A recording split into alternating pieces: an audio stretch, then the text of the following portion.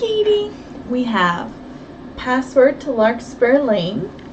We are on Chapter 18, The Underground Cell. More running footsteps came closer and stopped outside the bushes. "Come out of there!" ordered a harsh voice. Nancy's heart sank. The speaker was Adam Thorne.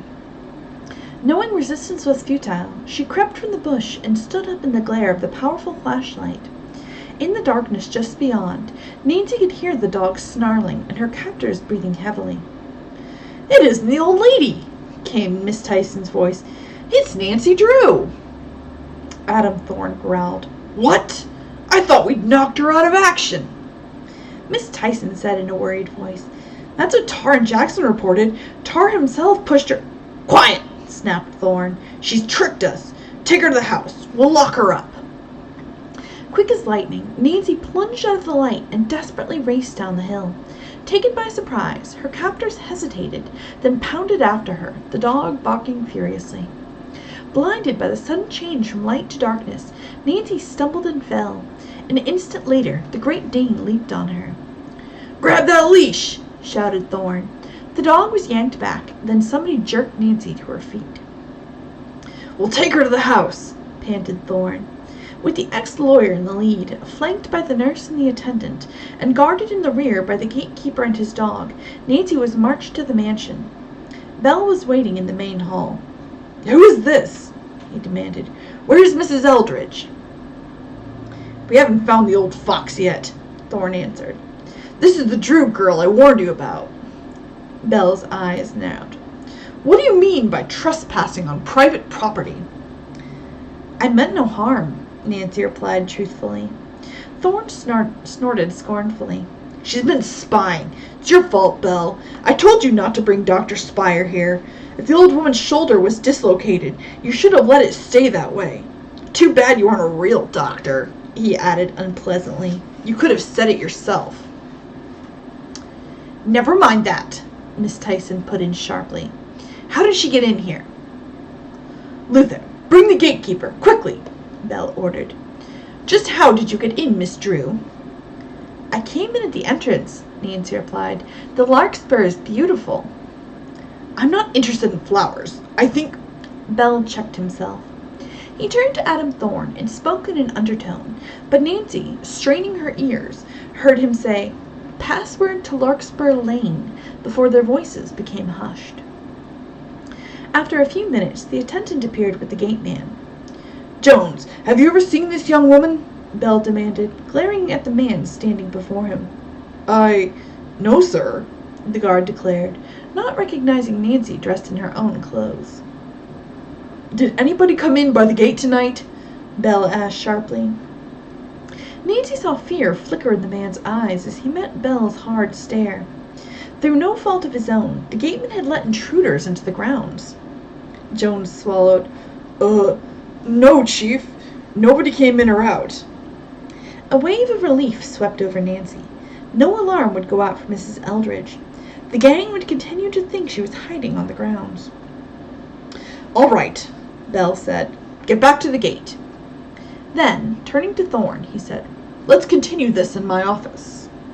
Miss Tyson grinned maliciously as she prodded Nancy along and into a large, luxurious room. A thick green carpet covered the floor, and in the center stood a large mahogany desk. The walls, paneled in rich-looking wood, were hung with costly oil paintings. "Shut the door, Luther," Bell ordered. Bell seated himself behind the desk, motioning Nancy to stand opposite him. There was tense silence for a moment. Then Bell reached for a desk telephone. "I am going to call the police, Miss Drew, and turn you over to them on a charge of trespassing, breaking and entering, with attempt to steal." "I wish you would," Nancy replied. "If it's possible over that dummy telephone." "Didn't I tell you she was sharp-eyed?" Thorne scolded. "Can't fool her. Follow my advice and put her away. This is a waste of time." "What do you mean? Do you wish to have me summon the police?" Bell blustered. So he's trying to make himself sound bigger. "Why do you call this a dummy telephone?" Because, in answer to your first question, I should be happy to be escorted from here under police protection, Nancy retorted. I know the telephone is a dummy because there is no... She checked herself abruptly. No use proving her powers of observation. See here, Nancy Drew, Belle said, pointing a finger at her. Stop all this talk and tell me how you entered these grounds, and why. I know all about you. Sylvan Lake is a long distance from here, and you did not walk. There are various ways of traveling. Belle, I'm telling you, it's just foolishness to try to match wits with this girl, Thorne put in. I know a way to make her talk, and what's more, I'm pretty sure her illustrious father will play plenty to get his precious daughter back. An excellent idea, Thorne, Belle said with an evil smile. What would you suggest we do first? Put her in the cistern, said Thorne. Cistern is like a really large outdoor container of water. Like, they can collect rainwater in it, I believe. I guess, said Thorne, I guess a couple days without food or drink down in the dark and cold with the rats and spiders will make Miss Drew answer any questions we ask.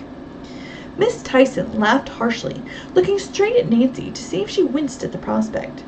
That'll take some of the snap out of her, she said. A shiver went down Nancy's spine, but she did not change expression. Belle's cold eyes studied her carefully. You've caused us a lot of trouble, he said softly. Because of you, we had to give up our other headquarters. My partner, Mr. Tooker, will not overlook that very readily. Belle toyed with a sharp-pointed letter opener on his desk.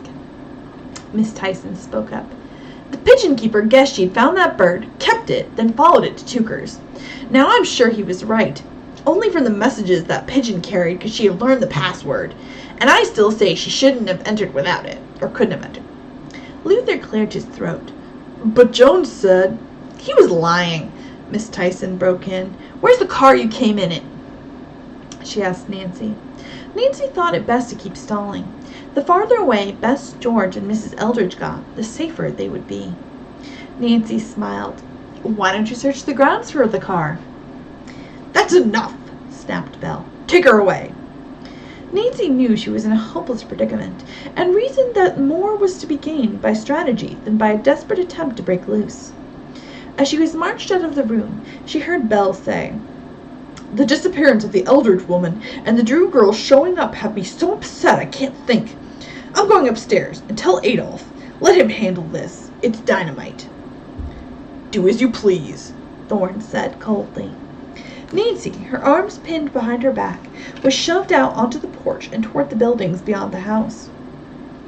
Just outside the pigeon loft, Thorne stooped and jerked at an iron ring in the ground. It was attached to a round steel lid about 3 feet in diameter. Beneath it gaped a black hole. Well, down you go, Nancy Drew, Thorne laughed. Nancy looked around desperately. There was no escape. As the nurse pushed her, the trapped girl was forced to start down a swaying, flimsy wooden ladder into the dark, damp hole. Down, down, 10 or 12 feet Nancy went, until she could feel the slimy bottom under her feet. This is worse than I bargained for, she thought ruefully.